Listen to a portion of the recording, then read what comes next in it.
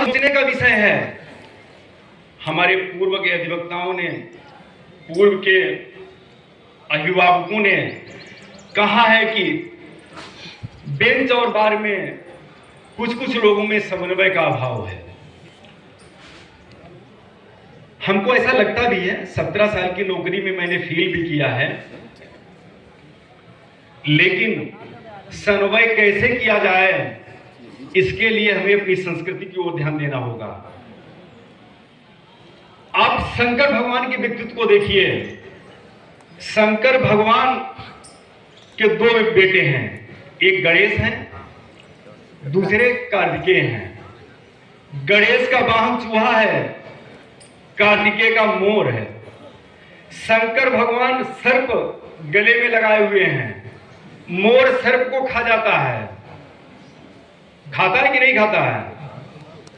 त्रिशूल लिए, त्रिशूल अगर बैल को लगा दिया जाए तो उचक जाएगा, लेकिन फिर भी शंकर भगवान सबको समन्वय बनाते हुए, सबके विष को पीते हुए, उसको इंटेंसली कैरी नहीं करते हुए समाज में एक संदेश देते हैं कि लीडरशिप की क्वालिटी क्या होनी चाहिए।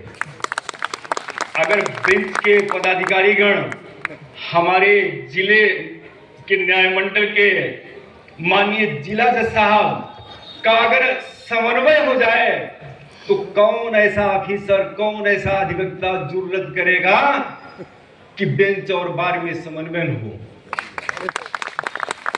पूरे विश्व भर में 2 तरीके के न्यायिक व्यवस्थाओं का संचालन किया गया है।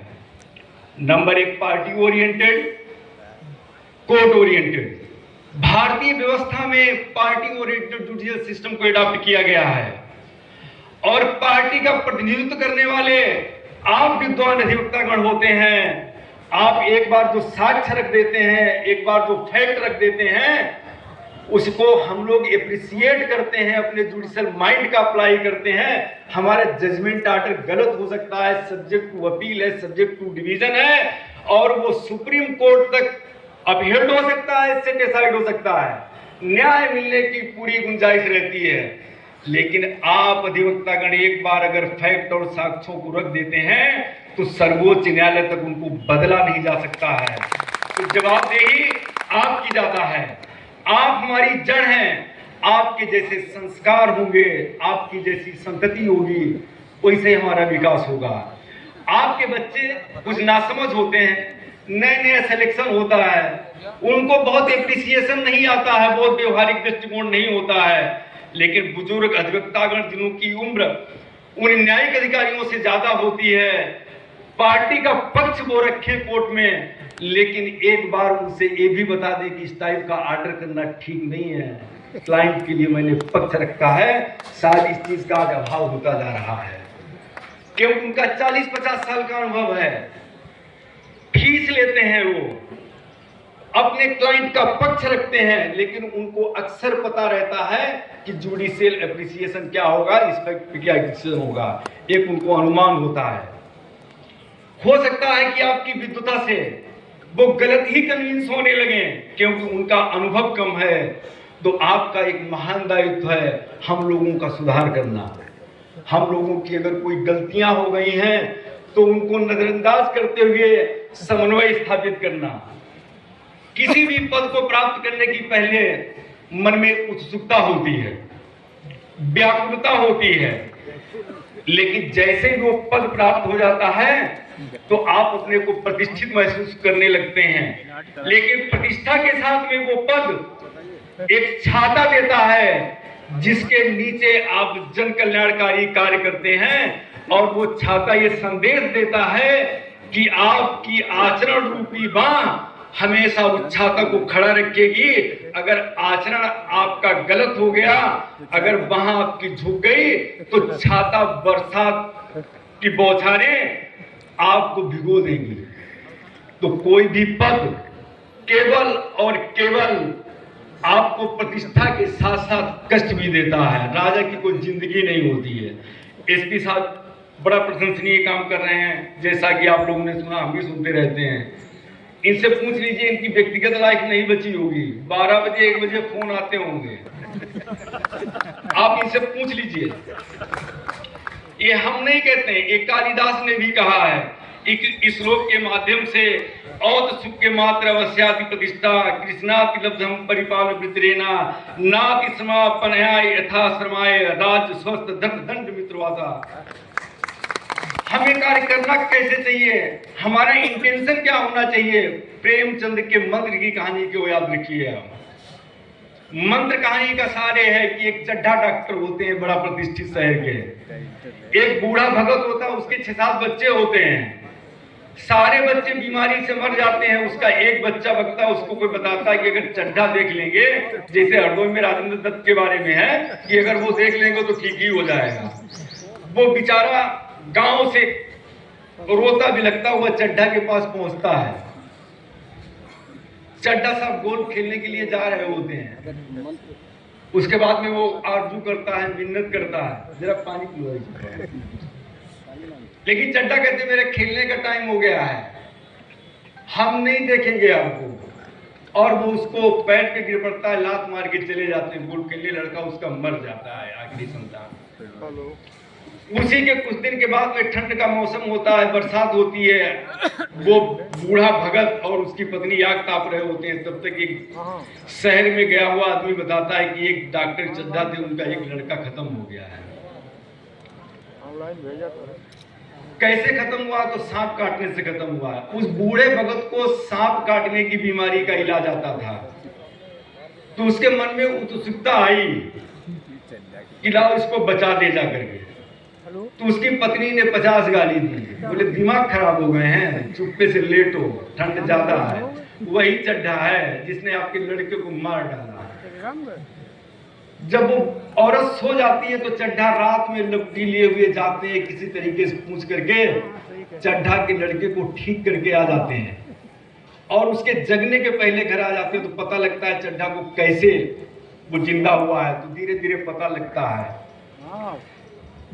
इससे हमको संदेश लेना चाहिए कि हमको जो हुनर मिला है, जो हमको दायित्व मिला है, इसके अपने पर्सनल हितों को अनदेखी करते हुए सार्वजनिक हित में उपयोग किया जाना चाहिए।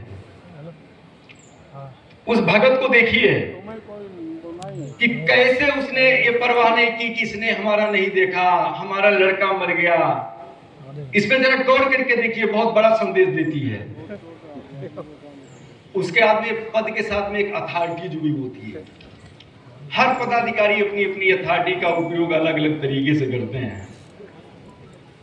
कोई विनम्र भाव से करता है। इसके लिए हमारे शास्त्रों को अगर कायदे से पढ़ा जाए तो हनुमान जी को आप देख लीजिए। जिस समय लक्ष्मण को मेघनाथ की मोक्ष शक्ति लगती है, वो घायल होते हैं, तो सुसेन जी बताते हैं कि संजीवनी लानी है। तो वो कहते हैं कि अपने मैनेजमेंट को, अपनी अथॉरिटी को कमांड करते हुए कहते हैं, उनको जिम्मेदारी दी गई है कि सूरज से कहते हैं कि निकलना नहीं, हे सूरज इतना याद रहे संकट एक सूर्यवंश पे है। आज संकट है न्यायपालिका के ऊपर। आज माननीय सर्वोच्च न्यायालय हम लोगों की मीटिंग करता है कि 30 साल पुराने केसों का डिस्पोजल करिए, उनको CIS से हटाइए। ये संकट है। इस संकट को आपके बिना कोई दूर नहीं कर सकता है। आप न्यायपालिका के हनुमान जी हैं, आप ही संजीवनी लाएंगे, तभी हम संजीवनी देंगे। इसलिए आपसे विनम्र अनुरोध है कि अपनी अथॉरिटी को कमांड करते हुए हम आपके बच्चे हैं, अपने बच्चों को पल्लवित एवं पुष्पित करने के लिए आपको 1 घंटा ही ज्यादा क्यों न देना पड़े, आप 1 घंटा दीजिए। न्यायपालिका के सदस्यों को भी ये सोचना पड़ेगा कि 4:30 बजे घर जाने से काम नहीं चलने वाला है। पब्लिक आपको देख रही है। तो क्या कहते हैं कि ये सूरज इतना याद रहे संकट एक सूर्यवंश पर है, लंका के नीचरा उदरा आघात दिनेश अंश पर है। फिर आगे क्या कहते हैं? विनम्रता भाव से कहते हैं इसलिए छिपे रहना भगवान, जब तक न संजीवनी पहुंचा दूं मैं, बस तभी प्रकट होना दिनकर, जब संकट निशा मिटा दूंगा। तो कहते हैं, विनम्रता भाव से कहते हैं कि यार ऐसा कर दीजिए, जैसे हम लोग नहीं कहते पेश कर रहे थे, आर्डर कैसे कर दीजिए, इसको ऐसे लिख लीजिए। लेकिन अगर वो कभी कभार नहीं भी मानते, फिर क्या कहता है कि बस तभी प्रकट होना दिनकर जब संकट निशा मिटा दूं मैं, मेरे आने से पहले यदि किरणों का चमत्कार होगा तो सूर्य वंश में सूर्यदेव निश्चित ही अंधकार होगा। धमकी देते हैं, आंख दिखाते हैं, कहते हैं इसको मान लेना। फिर कहते हैं कि आंख दिखाने से मामला ज्यादा गड़बड़ा सकता है। फिर क्या कहते हैं, आशा है स्वल्प प्रार्थना है, सच्चे जी से स्वीकार करोगे, जो काम दिया गया उसको शिद्दत से करोगे, आतुर की अवस्था को होकर करुणानिधि निहारोगे। लेकिन फिर भी अगर आप नहीं माने तो अन्यथा क्षमा करना दिनकर अंजनी तने से पाला है। जैसे एसपी साहब कहते हैं कि मैं एसपी इंस्पेक्टर साहब समझ जाइए, हम लोग कहते हैं पेशकार साहब ऐसा नहीं होना चाहिए, प्रेसिडेंट देखा है फलाना सस्पेंड हो गया है, अन्यथा क्षमा करना दिनकर अंजनी तने से पाला है। बचपन से जान रहे हो तुम मोहम्मद कितना मतवाला है, मुख में तुमको धर रखने का फिर वही पूर्ण साधन होगा, बंदी मोचन तब तक होगा जब तक लक्ष्मण का दुख मोचन होगा। आप लोगों से विनम्र अनुरोध है, हम न्यायपालिका के सदस्यों को भी छोटी छोटी कार्य शैली में अगर परिवर्तन करें तो बहुत बड़ा जनहित कर सकते हैं। लेकिन जैसे उदाहरण के रूप में बताते हैं आपको, सारे अधिवक्ता अगर जानते हैं कि अपने क्लाइंट की अगर बेलेबल पे भी बेल होती है तो कहते हैं कि 10,000 का 2 जमानतदार लेते आइएगा। हमने CRPC पढ़ी है, उसमें कहीं भी या 25,000 के 2 लाइएगा, ये हमारा डिस्क्रेशन है। हमारे पास एजेंसी है, कहां भाग के जाएगा हमसे। हम वारंट जारी करेंगे, 82 जारी करेंगे, 83 जारी करेंगे। अगर हम एक बेलर लेते हैं तो समाज का कितना पैसा बच सकता है।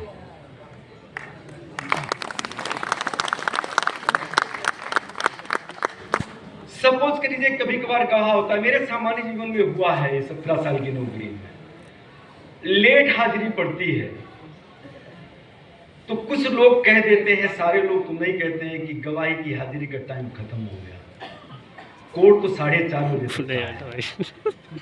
हमको ये सोचना पड़ेगा कि गवाह कैसे पैसे अरेंज करके आता है। फिर आपकी साइड से देखिए,